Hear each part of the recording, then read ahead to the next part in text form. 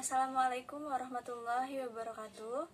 Perkenalkan, nama saya Bunga Nitami, NPM 1951020033 dari Prodi Perbankan Syariah kelas C semester 4. Video ini dibuat guna memenuhi tugas ujian tengah semester mata kuliah Pasar Modal Syariah. Pertanyaan pertama, jelaskan pengertian dan dasar hukum dari pasar modal syariah.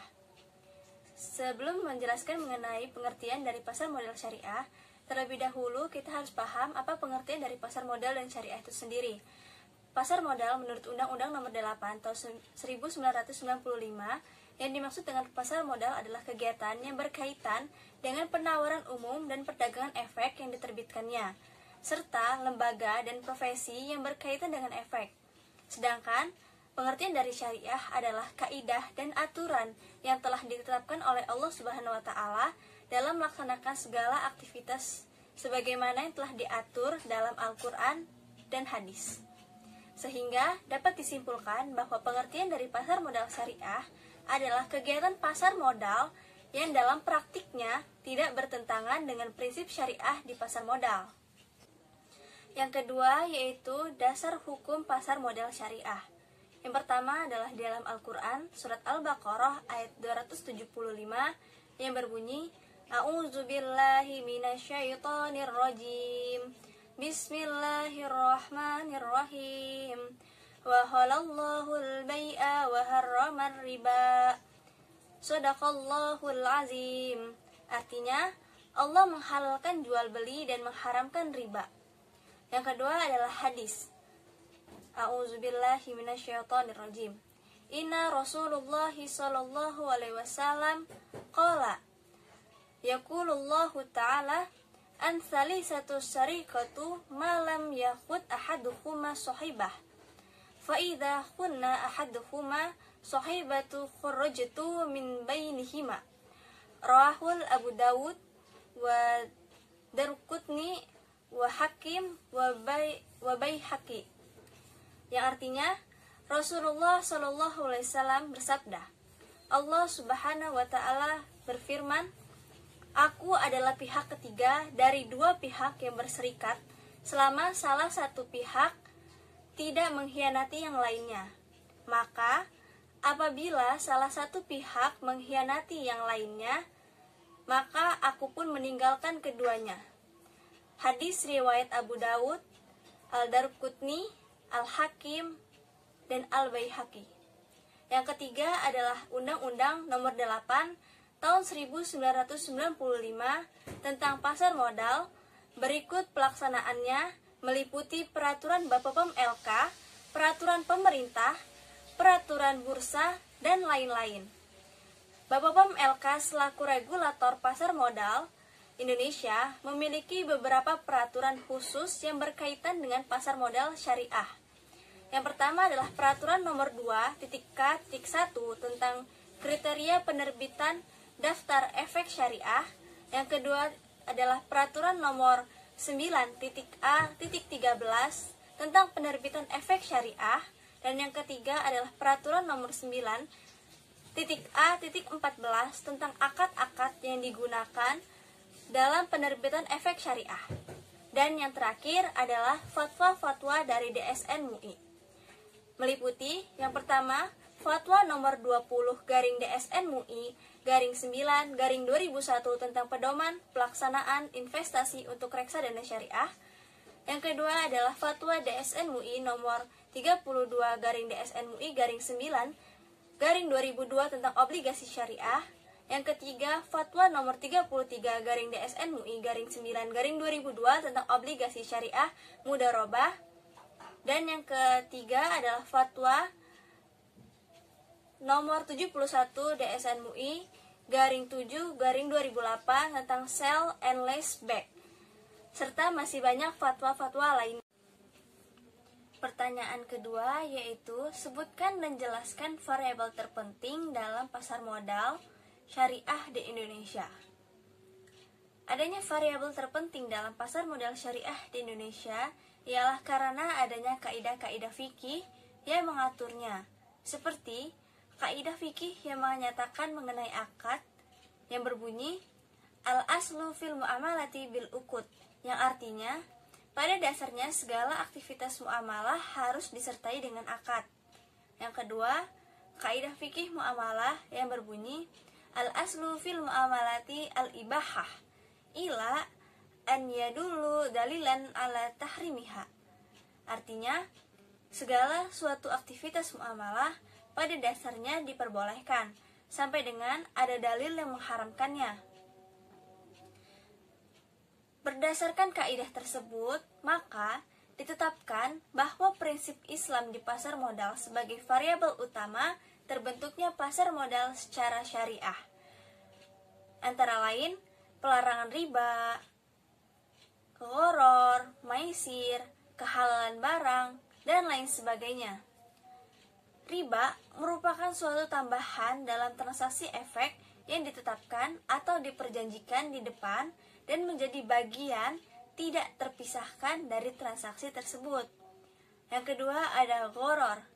Gharar merupakan ketidakjelasan atau ketidakpastian di dalam akad, baik dari segi kualitas, kuantitas, maupun penyerahan objeknya.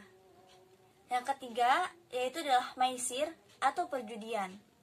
Merupakan suatu aktivitas yang mengandung untung-untungan, penipuan, atau manipulasi. Dan yang keempat adalah kehalalan barang. Barang dan jasa yang menjadi objek transaksi haruslah halal. Yang menjadi keharaman atas barang atau jasa dapat dikarenakan beberapa hal, seperti haram karena zatnya, haram bukan karena zatnya, ataupun karena keberadaannya. Yang menjadi prinsip atau variabel dari pasar modal syariah tersebut haruslah senantiasa ditetapkan, diperhatikan, dan dijauhi larangannya oleh para pelaku dari pasar modal syariah, meliputi emiten, investor, penjamin emisi, pialang, manajer investasi, dan penasehat investasi. Yang ketiga yaitu adalah bagaimana pendapat Anda mengenai perkembangan pasar modal syariah di Indonesia dan bagaimana menurut Anda pentingnya berinvestasi dalam Islam.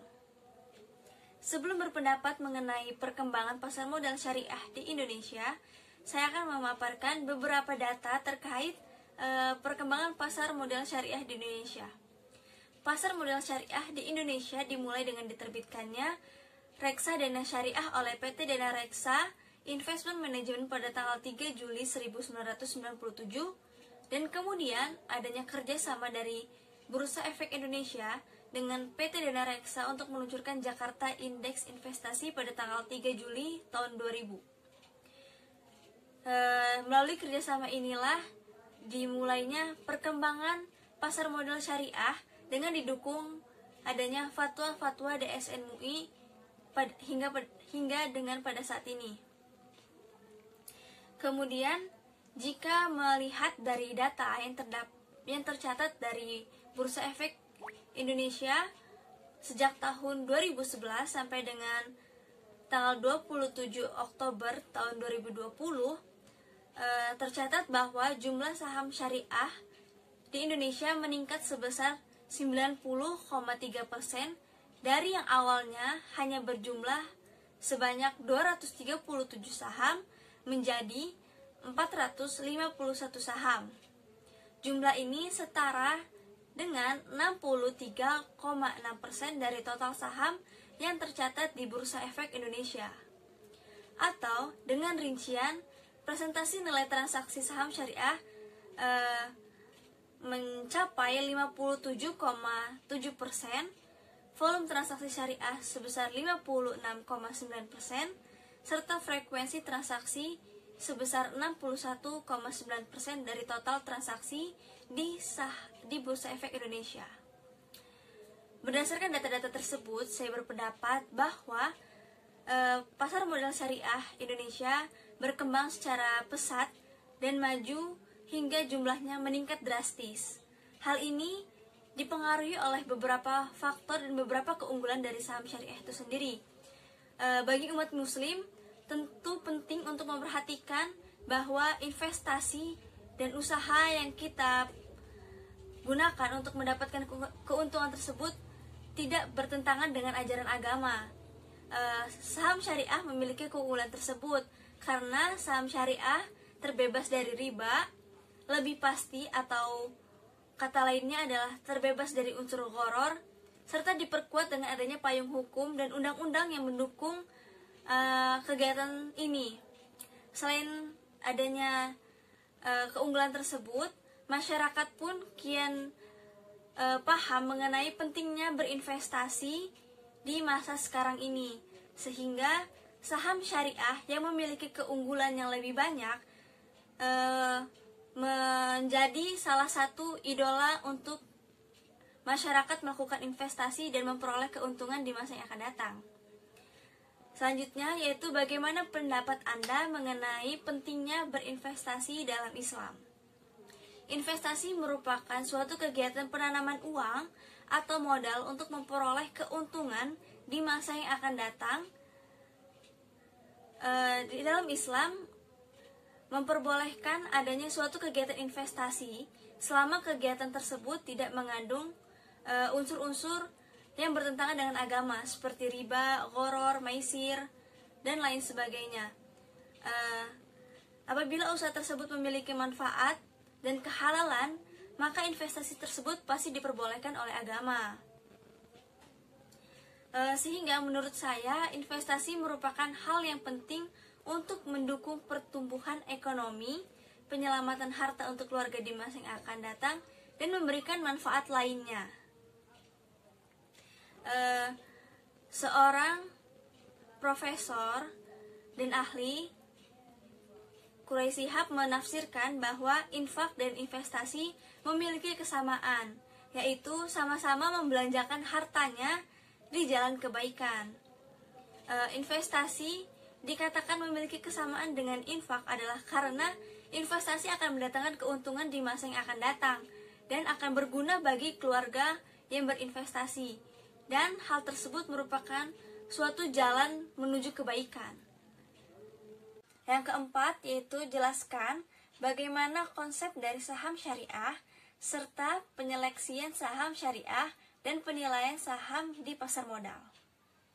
Konsep dari saham syariah di sini menggunakan konsep syirqah, yang merupakan konsep kerjasama yang dilakukan oleh dua pihak, yaitu perusahaan dan investor, dengan nisbah bagi hasil yang keuntungan dan resikonya ditanggung oleh kedua belah pihak yang telah disepakati di awal.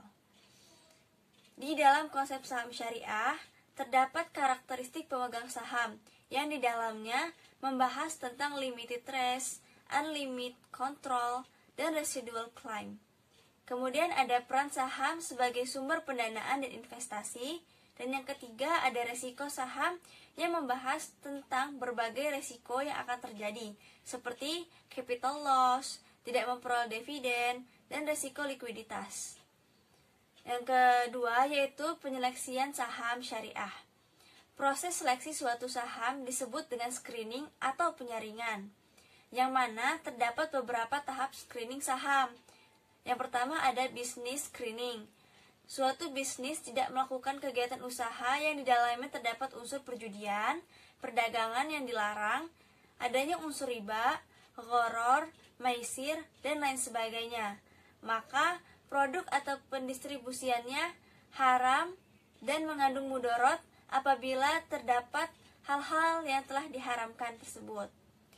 Yang kedua ada financial screening. Perusahaan memenuhi resiko keuangan dengan total hutang yang berbasis bunga dibandingkan dengan total aset tidak lebih dari 45% dan total pendapatan bunga dibandingkan dengan total pendapatan usaha tidak lebih dari 10%. Setelah melewati tahap screening, saham akan dimuat dalam daftar efek syariah yang diterbitkan oleh Otoritas Jasa Keuangan. Daftar efek syariah di sini menjadi acuan bagi Bursa Efek Indonesia dan pihak lainnya untuk menerbitkan saham syariah. Dan yang terakhir ada penilaian saham. Penilaian saham dapat menggunakan salah satu dari dua metode ini. Yang pertama ada analisis fundamental. Analisis fundamental adalah suatu studi tentang ekonomi industri, dan kondisi perusahaan untuk memperhitungkan nilai dari saham perusahaan. Analisis fundamental merupakan metode analisis saham dengan menganalisiskan data-data atau informasi yang berhubungan dengan kinerja perusahaan, di mana umumnya laporan keuangan menjadi sumber utama dalam analisis ini, termasuk penggunaan risiko-risiko saham seperti laba per lembar saham atau earning per share, ada juga price earning ratio, dan lain sebagainya. Atau menggunakan metode yang kedua, yaitu menggunakan analisis teknikal. Metode analisis kerja saham syariah yang menggunakan pendekatan analisis pergerakan teknik harga saham. Analisis ini tidak menggunakan rasio-rasio keuangan perusahaan, namun menggunakan grafik pergerakan saham sebagai alat dasar analisisnya. Sekian penjabaran dari jawaban ujian tengah semester yang dapat saya sampaikan. Apabila terdapat banyak kesalahan, saya mohon maaf. Kepada Allah saya mohon ampun. Saya akhiri, wassalamualaikum warahmatullahi wabarakatuh.